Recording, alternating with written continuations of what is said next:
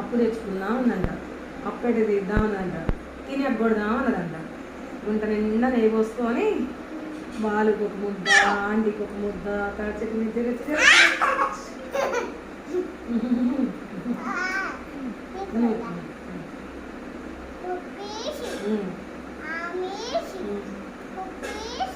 నెయ్యేసి కూరేసి పెరిగేసి